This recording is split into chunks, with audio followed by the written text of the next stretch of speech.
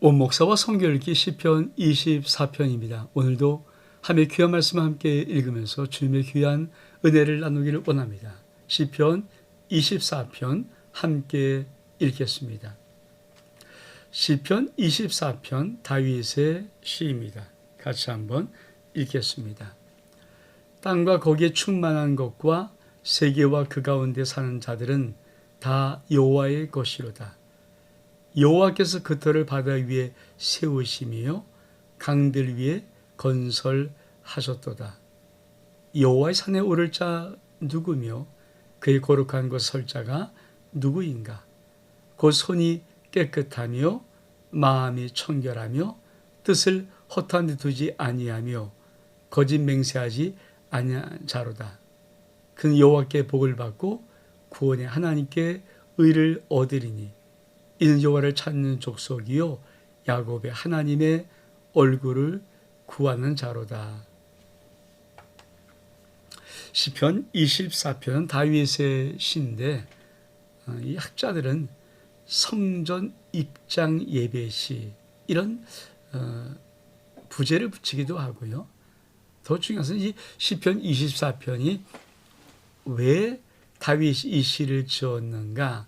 많은 신학자들은 다윗이 하나님의 언약의 법궤를 예루살렘 다윗성으로 옮겨갈 때 그것을 기념해서 지은 시라는 것이 일반적인 이 시편 24편의 해석입니다. 자, 다윗이 하나님의 법궤를 예루살렘 성전에 옮길 때, 그러니까 예루살렘 성으로 옮길 때 그 기념했던 시뿐 아니라 정말 하나님의 성전을 입장할 때 이 시를 졌다고 하는 이 시는 어떤 의미를 가지고 있는지 우리 한번 하나님 말씀을 보기를 원합니다. 자, 땅과 거기에 충만한 것과 세계와 그 가운데 사는 자들은 다 여호와의 것이로다. 여호와께서 그 틀을 바다 위에 세우시며 강들 위에 건설하셨도다. 여러분, 만약에 우리가 하나님을 예배하러 나갈 때, 아버지의 성전으로 나갈 때 제일 중요한 것이 뭘까요? 내 의식 속에 하나님은 창조주 하나님, 만물의 주권자이신 하나님, 온 세상의 온 인류의 모든 것들을 왕이신 하나님, 그것이 신앙의 가장 기본이고 기초입니다.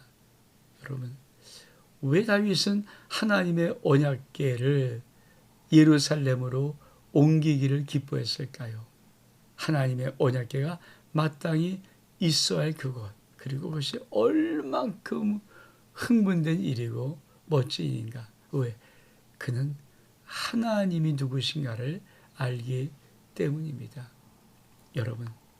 여러분이 걸어간 주일날 하나님 전에 나올 때 그 하나님의 예배당을 입장할 때 여러분 마음속에 창조주 하나님, 전능하신 하나님, 온 우주 만물의 왕이신 나의 하나님, 내가 주께 나옵니다. 그런 마음이 우리들에게 있다면 여러분 얼만큼 아름답고 멋진 예배를 영광의 하나님께 드리겠습니까? 그래서 의식이라는 것, 다윗이 하나님을 향하여 어떤 의식을 갖고 있는가 굉장히 중요하죠. 그러면서 그는 뭐라고 말합니까? 이렇게 말합니다.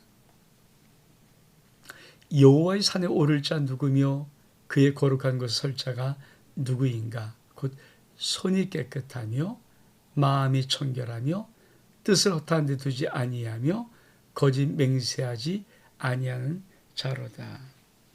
그렇습니다. 여러분, 하나님의 선에 오를 자, 이 말은 하나님과 깊은 교제할 자, 아버지 앞에 설 자. 여러분, 여호와 하나님의 선, 이 예루살렘이잖아요. 하나님의 도성, 시티 오브 갓이 예루살렘인데 여러분, 하나님의 성에 오를 자, 하나님의 도성에 오를 자, 다시 말하면 우리가 하나님의 영광의 임자 앞에 설 자가 누구인가? 여러분, 하나님은 누구와 친밀한 교제를 이루십니까? 그 자를 이렇게 다윗은 정확히 말합니다.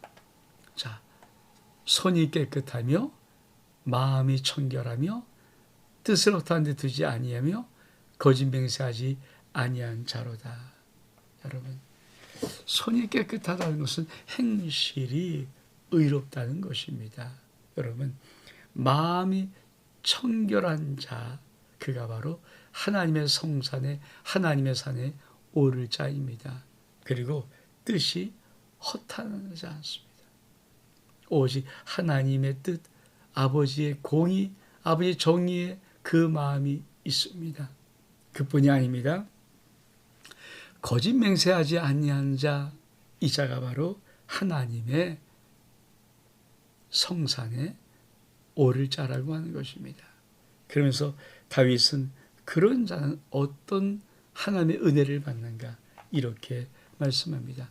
그는 여호와께 복을 받고 구원의 하나님께 의를 얻으리니 이는 여호와를 찾는 족속이요 야곱의 하나님의 얼굴을 구하는 자로다. 여러분, 그는 하나님께 복을 받습니다. 그리고 구원의 하나님께 의를 얻습니다.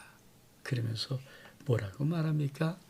이는 여호와를 찾는 족속이요 야곱의 하나님의 얼굴을 구하는 자로다. 여러분, 하나님의 성산에 오를 자, 여호와의 산에 오른다는 것은 우리가 하나님의 얼굴을 구하며 가는 것을 의미합니다. 예배에 참 중요한 게 뭘까요? 하나님의 얼굴을 구하는 겁니다.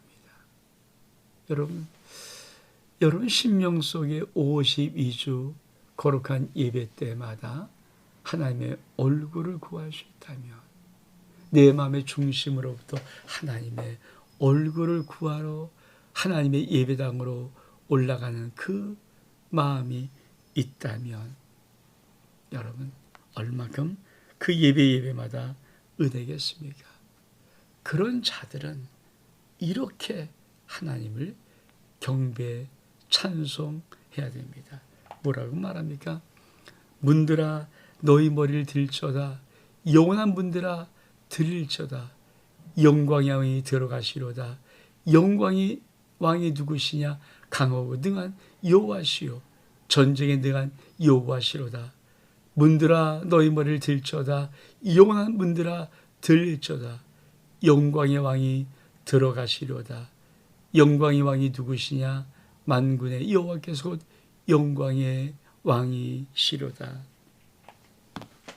여러분, 이 신학자들의 해석처럼 이 다윗이 하나님의 언약궤를 들고 예루살렘의 성으로 갈 때 그걸 기념해 준 시할 때 이 느낌이 어떻겠습니까?